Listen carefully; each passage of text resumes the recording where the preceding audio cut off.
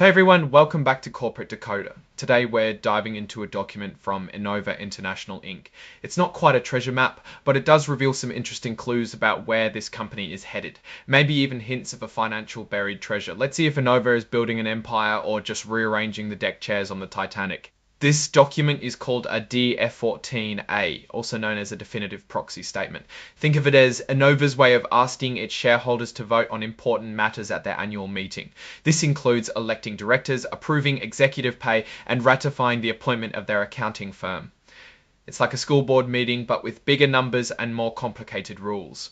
The main event is the annual meeting scheduled for May 14, 2025.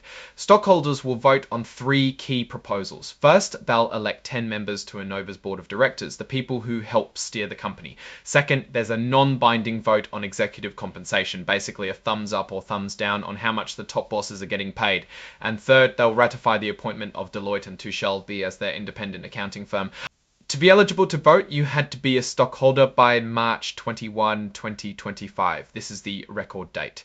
Every share of common stock gets one vote. It's important to make your voice heard, whether you attend the meeting in person or vote by proxy, which can be done online, by phone, or by mail. The board is urging shareholders to vote for all of their recommendations. That includes voting for the director nominees, approving the executive compensation, and ratifying the appointment of Deloitte. This is expected, but companies sometimes do disagree. If your stock is held in a brokerage account, you're a beneficial owner. This means your broker is the actual stockholder of record. You'll need to give them instructions on how to vote your shares. Don't skip this. If you don't provide voting instructions, your broker may not be able to vote your shares on certain matters, especially the non-routine ones like electing directors and executive pay. Each director needs a majority of votes cast in their favor. Approving executive compensation and the accounting firm requires an affirmative vote from a majority of shares present and entitled to vote. It's all about getting those votes counted. Let's talk about who owns Enova. This section details how many shares are held by the big players like the executive officers, directors, and major stockholders. It's a way of seeing who has the biggest stake in the game and whose interests are closely tied to the company's success. BlackRock Inc. owns 19.4% of Enova's shares. The Vanguard Group owns 7.9% and Dimensional Fund Advisors LP holds 6.1%.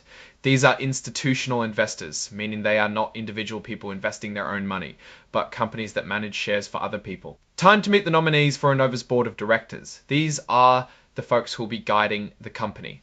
The proxy statement includes background information for each nominee, highlighting their experience and qualifications. They come from various backgrounds like finance, technology, and leadership roles in other companies. For example, we have Lindsay Corby, the Chief Financial Officer at Chicago Trading Company, and Ellen Carnahan, who has over 20 years of experience as a venture capitalist. The board needs different perspectives. It's good to see that directors are actively involved in meetings. The report states that each director attended at least 75% of the total number of meetings of the board and each committee. A good board member shows up. The audit committee is responsible for overseeing financial reporting, managing risks, and maintaining auditor relationships. It's essentially the financial watchdog of the company. The compensation committee is in charge of setting compensation for the top executives and directors. It ensures that Enova's pay practices are competitive and aligned with company goals. An outside consultant also weighs in. This section touches on Enova's commitment to corporate social responsibility. They talk about initiatives related to environmental impact, employee engagement, customer financial health, and community investment. Many companies are trying to show off here that they are responsible players.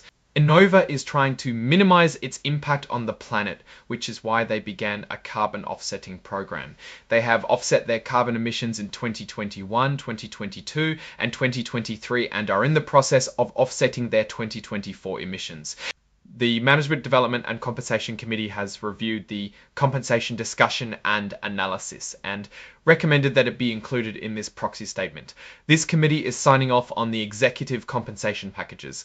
Now for the part everyone's waiting for, the money. This table summarizes the compensation for Enova's named executive officers over the past 3 years.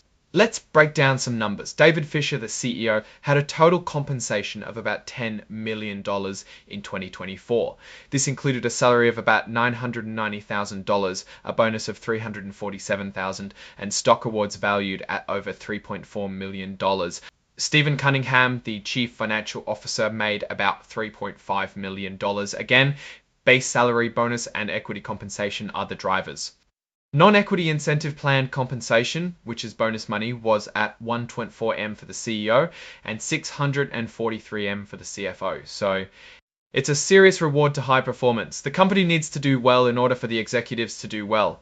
Ennova's policy is to grant equity awards at pre-scheduled compensation committee meetings, avoiding any shady business about timing awards around inside information. The compensation committee believes its compensation policies are not reasonably likely to expose Enova to unreasonable or excessive risk.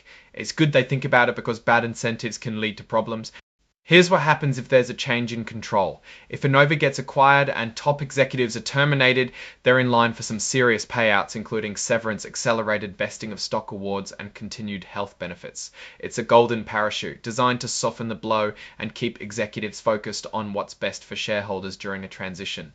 Now we get to the pay versus performance section. It shows the relationship between executive pay and Ennova's financial results. This section is trying to justify the high compensation we just discussed. PO, total compensation, total shareholder return, and net income each generally increased. The keyword is generally a closer look, and more numbers would be needed to see how directly the compensation is related to these metrics. Finally, we have the CEO pay ratio.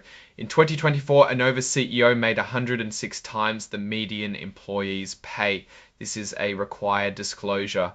This is the last item before the stockholders. The recommendation is to vote for it, all IC2. So after looking at this proxy statement, Enova is a company trying to balance growth, executive compensation, and corporate responsibility.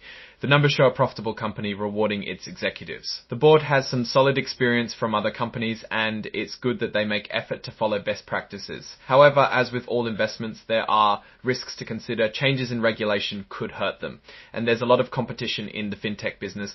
Thanks for watching. If you found this decodering helpful, please give us a like, share your thoughts in the comments, and definitely subscribe. Until next time, keep those corporate documents handy.